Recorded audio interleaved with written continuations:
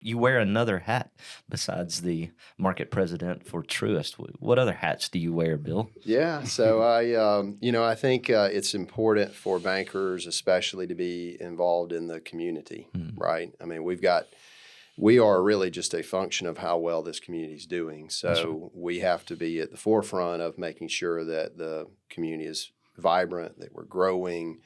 And so I've done a lot of things. Most recently, I was the chamber board chair. I've been involved with Believe Greater Dalton and the housing effort specifically out of Believe Greater Dalton that I know you have been a big part of. Out of that, the Believe Greater Dalton housing effort said we need to do a housing study. Right. So 2018, there was a housing study done. Not shockingly, it told us that we're way short on what we need. At the time in 18, it said we needed 150 single family units new and 100 multifamily units per year. Okay. I don't think we've probably put a big dent in that in the last 4 years, although there's been progress for sure. The housing study also said that we needed to create a nonprofit development corporation. And the best example of that I could give everybody would be the River City Corporation in Chattanooga. A lot of people think, wow, Chattanooga's great and it's always been great and downtown's cool and all that. And, no, right? When I was a kid, I mean, it's a polluted, crime-ridden steel city, right? That's right. And so the Lupton family in Chattanooga put a good chunk of money and created this nonprofit up there, and they started developing multifamily properties.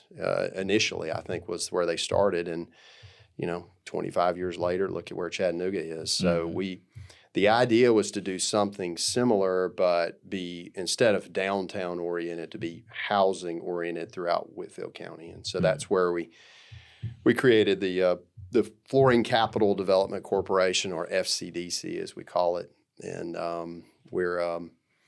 it's still early infant stage. We don't even have a checking account at this point, so we've got some work to do. But we originally, when we started the concept, we thought, well, we're going to need to help support multifamily development, right? Because we really need a parking place for people. We know people want to live here.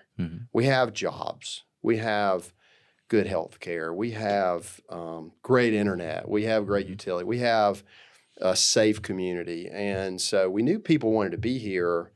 And as we sort of peel back the onion out of Believe Greater Dalton, it's, to me, education and housing are 1A and 1B. And I'm even more and more convinced that housing has become 1 and education maybe 2. So it's just critical for the healthy growth of our community. And that's not just at the higher income levels. I know we were real focused on sort of that medium range housing, but in the higher end type housing for executives and professionals and all, we've got a workforce housing problem that is really going to be a big issue. So, so we started down the multifamily path. We thought, well, what we can do as a nonprofit is somebody can either write us a check, and then we can go out and partner with developers and make favorable equity investments to make a project. So right now, based on our per square foot in a single family and our per square foot rental rates, as you well know, the numbers just don't work, right? And that's why we haven't had development. So you have to have something to get us from A to B.